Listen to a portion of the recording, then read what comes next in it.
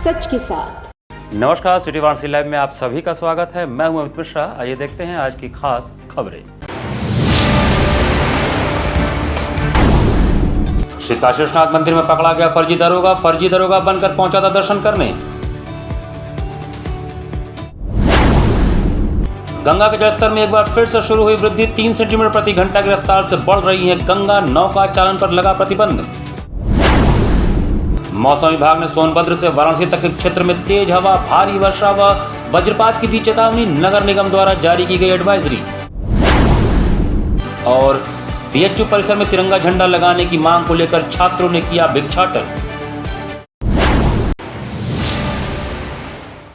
और अब समाचार विस्तार से।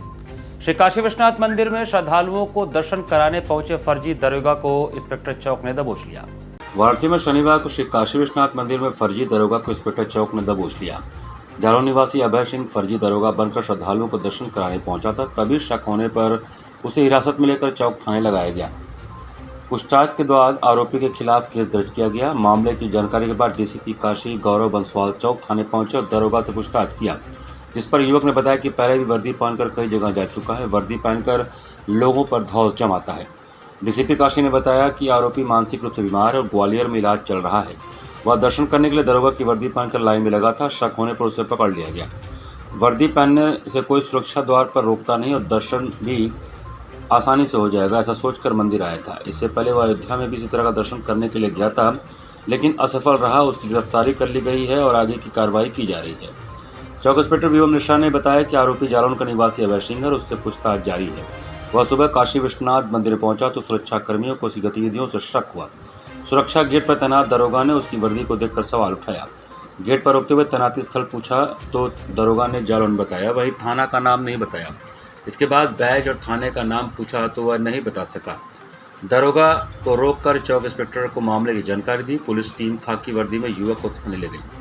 इंस्पेक्टर चौक विमल मिश्रा ने थाने में आरोपी अभय प्रताप सिंह से पूछताछ की तो सारा मामला खुल गया। उसने बताया कि वह काशी विश्वनाथ मंदिर सुबह दर्शन करने गया था। इंस्पेक्टर चौक ने आला अधिकारियों को मामले की जानकारी दी। सुबह काशी विश्वनाथ मंदिर परिसर में सूचना मिली कि एक फर्जी दरोगा जो है वर्दी पहन करके दर्शन करने की कोशिश कर रहा था, जिसमें उनकी जो गतिविधि थी वो संदिग्ध लगी और उसमें जो सुरक्षाकर्मी थे उन्होंने तत्काल इससे पूछताछ शुरू करी, जिसमें पता चला कि ये एक आदमी जो है अभय प्रताप सिंह नाम से है और फर्जी जो है वर्दी पहन करके दरोगा बन करके दर्शन करने की कोशिश कर रहे थे। इनको तत्काल गिरफ्तार किया गया है और इनसे हिरासत में लेकर पूछताछ की जा रही है। इनको जेल भेजा जा रहा है। एक दिन स्थिर रहने के बाद गंगा का जलस्तर शनिवार से पुनः 3 सेंटीमीटर प्रति घंटा की रफ्तार से बढ़ना प्रारंभ हो गया है।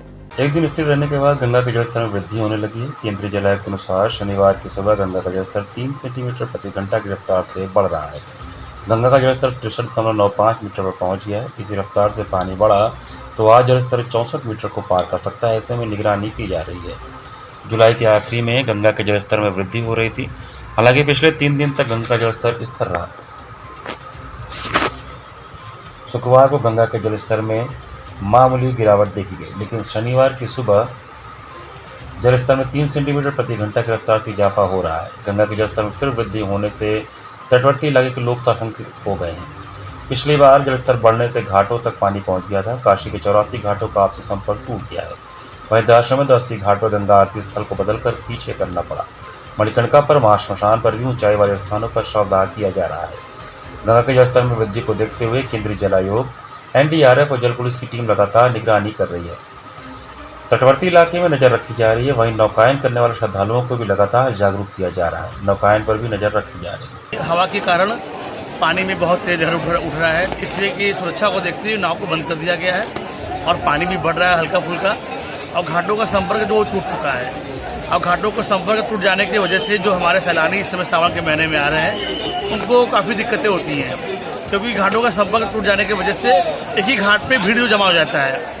और कुछ सुरक्षा व्यवस्था की बात तो यहाँ पे पीएससी के लोग, यहाँ एनडीआरएफ के लोग और यहाँ हमारे नाविक समाज के लोग लगातार यहाँ पे मुस्तैद हैं और सुरक्षा व्यवस्था लगातार यहाँ पे बनाए रखे हैं। काशी हिंदू विश्वविद्यालय के विश्वनाथ मंदिर के पास तिरंगा झंडा लगाने की मांग को लेकर छात्र नेता विवेक सिंह अभिषेक ने भिक्षाटन किया।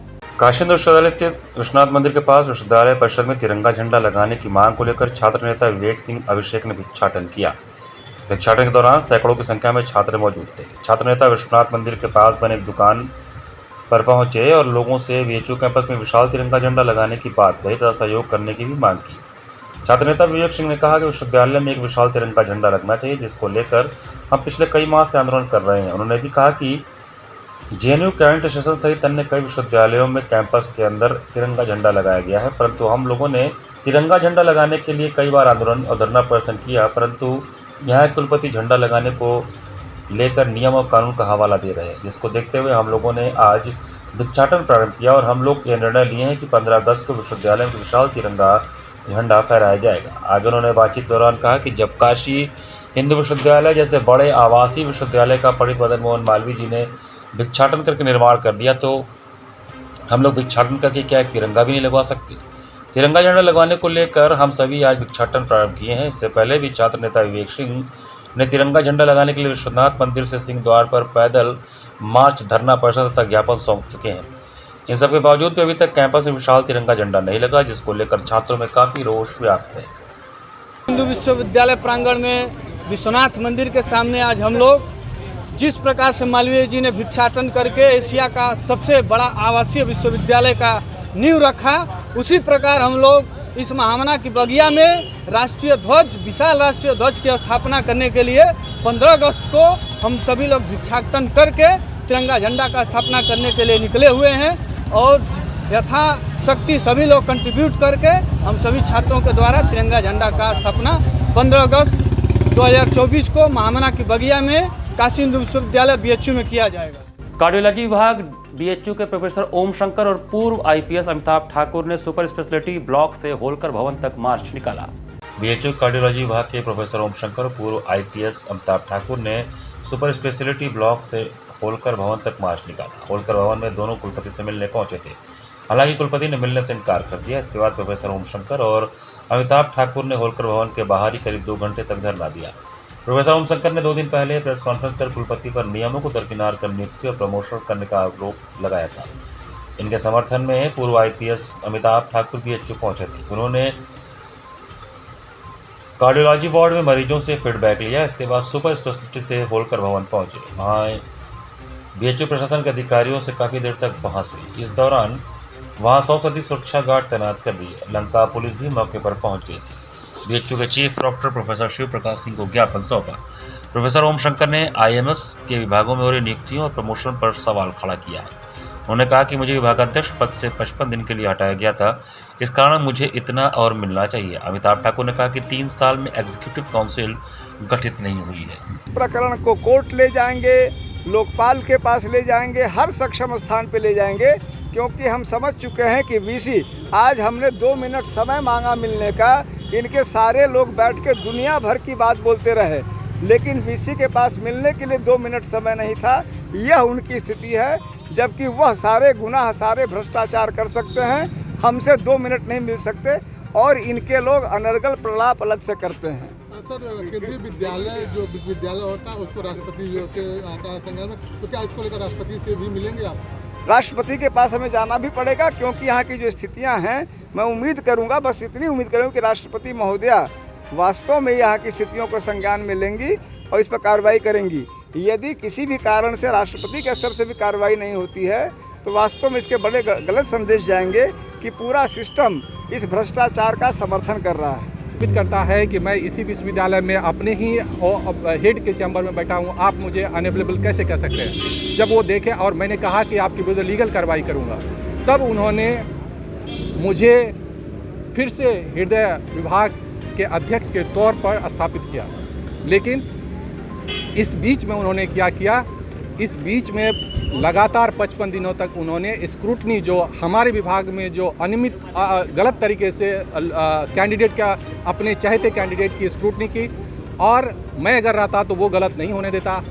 फिर उन्होंने क्या किया कि जो 55 दिन मेरा चुरा लिए उन्होंने हेडशिप में, 29/7/2021 के जो पत्र मुझे प्राप्त हुए थे उसमें बहुत ही क्लियर लिखा था इस पत्र के अंदर कि मेरी नियुक्ति 3 वर्षों के लिए है, लेकिन 3 वर्ष में अगर आपने 55 दिन चुरा लिए तो वो 31 जुलाई 2024 को 3 वर्ष कैसे होगा? जो 55 दिन आपने चुराए हैं। मैं छुट्टी पर नहीं था, मैं किसी और कारण से बाहर नहीं था, मेरी गलती नहीं थी, क्योंकि आपने खुद मुझे रीइंस्टेट किया है। या आपने माना कि आप गलत थे।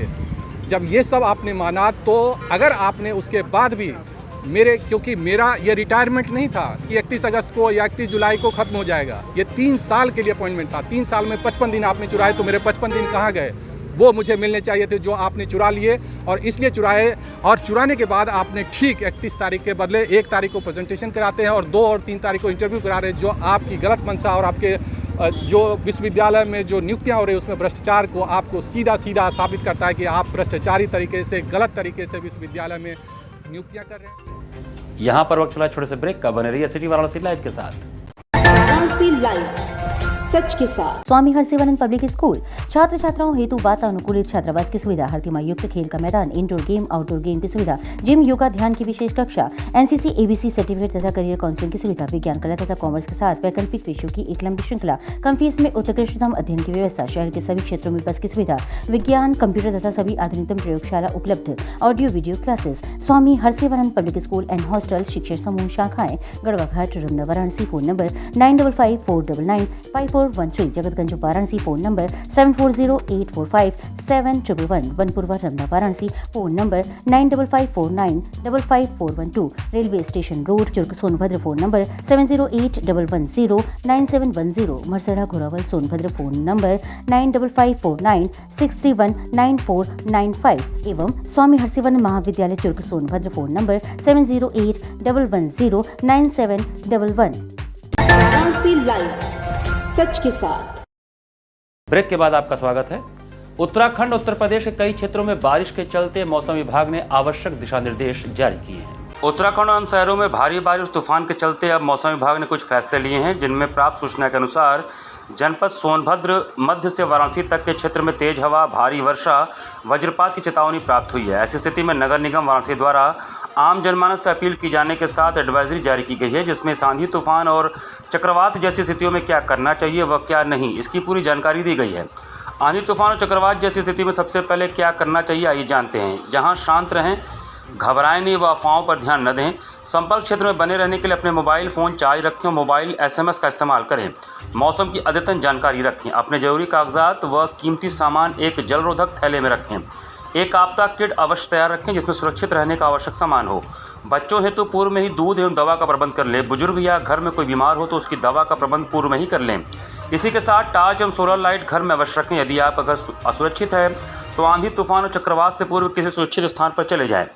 अपने घरों इमारतों को सुदृढ़ करें, जरूरी मरम्मत कराएं व नुकीले सामान को खुला न छोड़ें। सबसे पहले आंधी तूफान और चक्रवात जैसी स्थिति में बिजली का मेन स्विच व गैस सप्लाई तुरंत बंद कर दें। दरवाजे व खिड़की बंद रखें। इसी के साथ आवश्यक तौर पर उबला हुआ या क्लोरीन युक्त पानी ही पिएं। वहीं सिर्फ आधिकारिक चेतावनी पर ही विश्वास करें एवं अफवाहों पर ध्यान न दें और न ही अफवाह फैलाएं। इसमें जो हेल्प नंबर दिया गया है, इसमें 05 बनारस के लिए है 0542250855 एवं मोबाइल नंबर है 9140037137। ये हेल्पलाइन नंबर है जिला आपदा प्रबंधन प्राधिकरण वाराणसी द्वारा। इस संबंध में नगर निगम वाराणसी के द्वारा भी अपनी मूलभूत जो व्यवस्थाएं हैं उसको दुरुस्त करने के लिए सारे लोग सतर्क हो गए हैं, जिससे कि किसी भी प्रकार से किसी आम नागरिक को किसी परेशानी का सामना न करना पड़े, जल जमाव से निजात दिलाया जा सके। नाविक लेके जाते हैं यात्रियों को, नाविकों के लिए भी इसमें एडवाइजरी जारी की गई है कि बिल्कुल इसमें नाव नहीं चलाएंगे। नाविक और मछुआरे दोनों को खास तौर से कि स्वयं नदी में न जाएं और नाव को न ले जाएं और अपनी नावों को सुरक्षित जगह पे बांध लें। शनिवार की भोर से प्रारंभ हुआ बारिश शाम तक लगातार जारी रहने से वाराणसी का मौसम खुशगवार हो गया है। वाराणसी में शनिवार को भोर से जारी बारिश पूरे दिन जारी रहा। मौसम विभाग के अनुसार शाम 5 बजे तक 22 मिलीमीटर बारिश हो चुकी है। शाम 6:30 बजे फिर से तेज बारिश शुरू हो गई। बरसात होने से तापमान 28 डिग्री सेल्सियस पर आ गया। इस समय ठंडी ठंडी पूर्वा 30 किलोमीटर प्रति घंटे की स्पीड से चल रही है। मौसम खुशनुमा होने से गर्मी और उमस से छुटकारा मिल गया है। बनास के लोगों ने आज धूप न निकलने की वजह से बड़ी राहत की सांस ली। वाराणसी के चारों ओर हवा काफ़ी तेज है। अरब सागर और बंगाल की खाड़ी से आने वाली हवा वाराणसी और प्रयागराज समेत पूरे पूर्वांचल के आसपास एक दूसरे से टकरा रही है, इसलिए अच्छी बारिश की कंडीशन बनी हुई है। यहाँ हवा साइक्लोन जैसा इफेक्ट पैदा कर रही है। आसपास लो प्रेशर एरिया बन गया है। दशाश्वमेध घाट पर शाम के समय गंगा सेवा निधि द्वारा प्रतिदिन होने वाली विश्वविख्यात गंगा आरती के बीच भी तेज बारिश हुई, लेकिन श्रद्धालु भीगते हुए भी वहीं डटे रहे।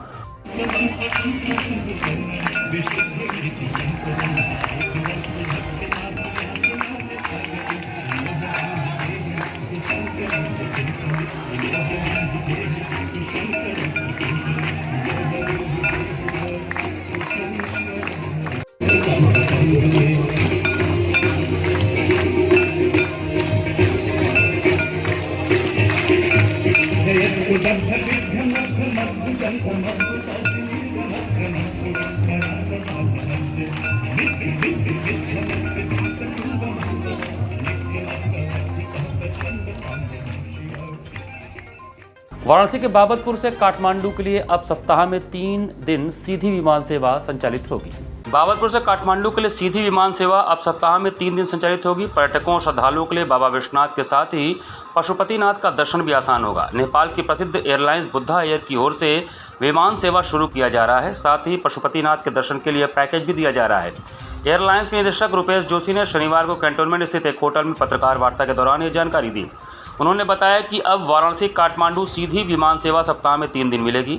नेपाल की सबसे बड़ी व सुरक्षित एयरलाइन बुद्ध एयर पिछले 7 वर्षों से वाराणसी काठमांडू विमान सेवा संचालित करती आ रही है। उत्तर प्रदेश के लोकप्रिय मुख्यमंत्री योगी आदित्यनाथ ने 29 जून 2018 को इसका शुभारंभ किया था। बताया कि यह विमान सेवा 18 सितंबर से सोमवार, बुधवार व शुक्रवार को संचालित होगी। भविष्य में अयोध्या व पटना एयरपोर्ट के अंतर्राष्ट्रीय होने के उपरांत बुद्ध एयर की जनकपुर से अयोध्या व काठमांडू से पटना के लिए अंतर्राष्ट्रीय विमान सेवा प्रारंभ करने की भी योजना है। अभी बुद्ध एयर वाराणसी से काठमांडू के लिए सीधी उड़ान सेवा हर सोमवार व शुक्रवार को सुबह 8:30 बजे संचालित कर रहा है। उद्देश्य अभी 2 फ्लाइट कर रहे हैं। अभी सितंबर 18 से हमारा थर्ड फ्लाइट करने का हमने शेड्यूल ओपन किया है और 3 फ्लाइट काठमांडू से वाराणसी काठमांडू, हफ्ते में 3 फ्लाइट मंडे, वेडनेसडे और फ्राइडे को होगा। क्या पैकेज का है सर अपने? ये पैकेज तो डिफरेंट है। पैकेज तो मैंने पहले भी बताया कि वो तो आपको होटल से डिपेंड करेगा। पैकेज सस्ता होटल से महंगा होटल जो भी पैकेज मिलेगा वो तो पैकेज सब ही है। रनिंग बढ़ाई गई है, पैसेंजर्स वगैरह बढ़ रहे हैं। पैसेंजर बढ़ रहा है, अभी बढ़ रहा है बिकॉज बनारस में पहले भी फॉरेनर बहुत आता था। अभी भी फॉरेनर का ट्रेंड से थोड़ा जो थर्ड कंट्री का है, यूरोपियन अमेरिकन, वो थोड़ा बढ़ रहा है। इंडियन टूरिस्ट भी बढ़ रहा है। इस बार नेपाल में इंडियन टूरिस्ट बहुत आया। नेपाल से इंडिया की जो कनेक्टिविटी है वो किन सिटीज से कर रहे हैं? नहीं, अभी तो हमारा वाराणसी है। अब हम जल्दी पटना एयरपोर्ट सुन रहा है, पटना इंटरनेशनल हो रहा है। अब ये अयोध्या इंटरनेशनल हो रहा है, वो तो 2 तो करेंगे। उसके बाद देहरादून में अब लास्ट मंथ हमारा टीम गया था, वो भी स्टडी कर रही है। और गुवाहाटी और देहरादून हमारा आज यही बी टाउन सिटी में जा सकता है। नहीं तो थोड़ा बड़ा एयरलाइंस काठमांडू तो बहुत फ्लाइट है, दिन में 9 फ्लाइट्स है। फैसिलिटीज की बात की जाए तो क्या क्या मिलेंगी पैसेंजर्स को? नहीं, पैसेंजर को तो हमारा तो कैटरिंग सर्विस है, फूड ऑन बोर्ड मिलेगा। एयर काठमांडू वही है। फ्यूचर में और रनिंग बढ़ाने की प्लानिंग? क्या फ्यूचर में रनिंग और बढ़ाने की? नहीं, वो तो देखेंगे। 3 फ्लाइट के बाद थोड़ा अच्छा होगा। तो हमारा तो टारगेट डेली 1 फ्लाइट का है। अभी धर्म संघ में चल रहे 7 दिवसीय श्री शिव महापुराण कथा के तीसरे दिन ज्ञानवापी की महिमा का बखान किया गया। धर्म सम्राट स्वामी करपात्री जी महाराज के 17वें प्रकटोत्सव के अवसर पर दुर्गाकुंड स्थित धर्म संघ मणि मंदिर में चल रहे 7 दिवसीय श्री शिव महापुराण कथा के तीसरे दिन शुक्रवार को वृंदावन से पधारे कथाव्यास ब्रजनंदन जी महाराज ने ज्ञानवापी की महिमा का बखान करते हुए कहा कि भगवान महादेव ने अपने त्रिशूल से ज्ञानवापी कूप का निर्माण किया है, जिसमें समस्त तीर्थों एवं पवित्र नदियों का जल समाहित है। काशी विश्वनाथ की कृपा से ज्ञानवापी कूप का जल ग्रहण करने वाला कभी मूर्ख, अज्ञानी और भक्त नहीं हो सकता है। यह जल देव दुर्लभ जल है जो महादेव की कृपा से ही प्राप्त होता है। धर्म संघ पीठाधीश्वर स्वामी शंकरदेव चैतन्य ब्रह्मचारी जी महाराज के पावन सानिध्य में आयोजित कथा में स्कंद पुराण के काशी खंड का वर्णन करते हुए ब्रजनंदन जी महाराज ने कहा कि गुरु वशिष्ठ के गुरु महर्षि हिरण्यगर्भ काशी से हिमालय स्थित केदारनाथ की 61 बार यात्रा की है। अंत में अत्यंत निर्बल एवं उग्रद्रजाज होने के कारण महादेव ने उन पर दया करते हुए आशीर्वाद दिया कि कली काल में काशी में स्थित केदारेश्वर महादेव का दर्शन करने मात्र से हिमालयी केदारनाथ से 7 गुना ज़्यादा फल प्राप्त होगा। शिवरात्रि मास के अवसर पर मध्यरात्रि में आयोजित कथा में ब्रजनंदन जी महाराज ने कहा कि माँ शिवरात्रि का तिथि पर रात्रि काल में उत्तरमुखी होकर शिव पूजन किया जाए तो समस्त माह के बराबर पुण्य प्राप्त होता है, साथ ही समस्त मनोकामना पूर्ण होती है। उन्होंने यह भी कहा कि करपात्री जी महाराज द्वारा प्रतिपादित उद्घोष धर्म की जय हो, अधर्म का नाश हो आज संपूर्ण विश्व में सनातन धर्म का प्रतीक उद्घोष बन चुका है। उनके ही प्रयासों का प्रतिफल है कि आज लोगों का सनातन धर्म के प्रति झुकाव बढ़ रहा है। कथा के शुभारंभ पर पंडित जगजीतन पांडे ने व्यासपीठ का पूजन किया। कथा में देश भर से आए भक्त शामिल हुए। सम्राट स्वामी दत्तात्रेय जी महाराज का 117वां प्राकट्य महोत्सव का प्रारंभ 31 जुलाई 2024 से हुआ है, जो 15 दिनों तक ये कार्यक्रम चलेगा। प्रथम अभी 31 से लेकर के 6 अगस्त तक शिव महापुराण की कथा चल रही है और आज शिव महापुराण कथा का 4th दिवस है, जिसमें काशी की महिमा, भगवान शिव की महिमा और शिव पुराण में जो वर्णन है उस पर आज कथा चली। वाराणसी में एक ऐसा शख्स भी है जो सांपों से डरने की बजाय उन्हें अपना मित्र बना लिया है। हम बात कर रहे हैं रतन गुप्ता की, जो अब तक 10,000 सांपों को रेस्क्यू कर चुके हैं।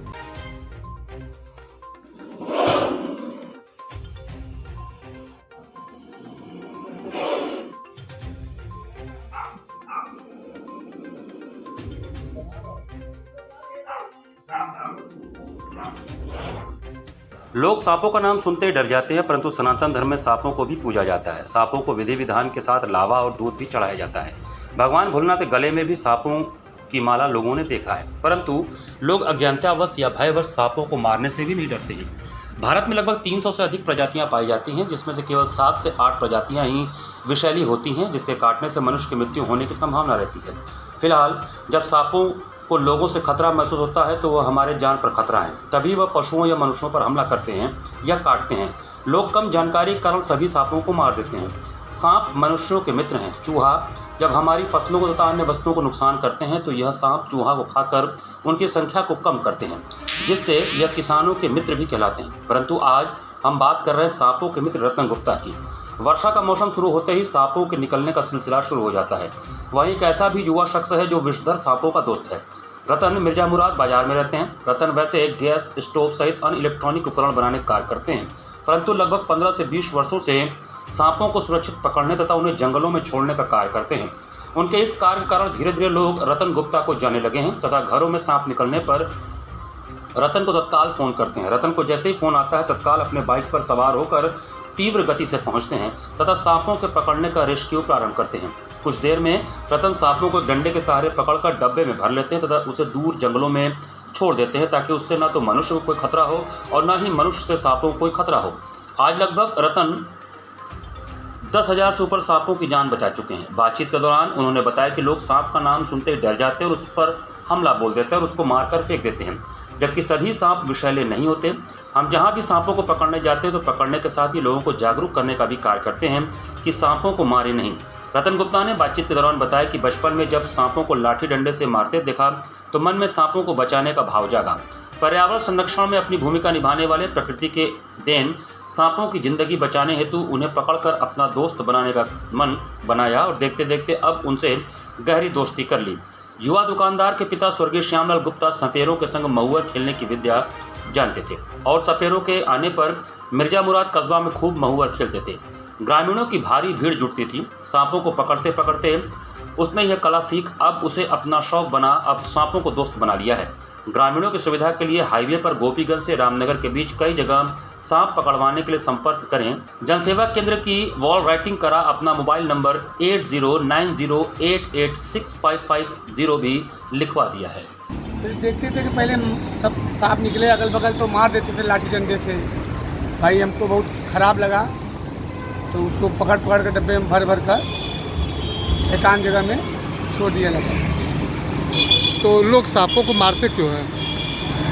डर से, जानता ही नहीं है कि कौन सा सांप जहरीला है कौन सा नहीं। अभी भी लोग मार रहे हैं कहीं ना कहीं, क्योंकि बिना जहर का सांप रेड स्नेक ब्राह्मण सांप बिना जहर का होता है, इसको भी मार देते हैं।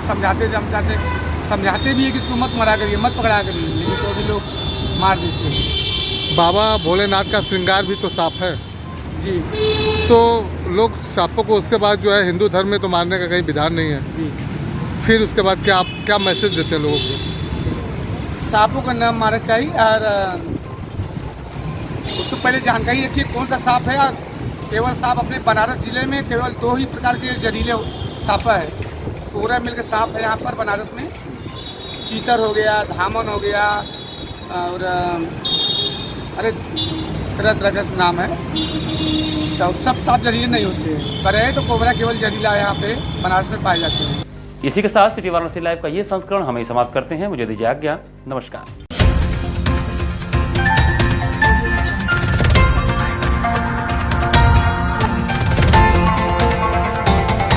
वाराणसी लाइव, सच के साथ।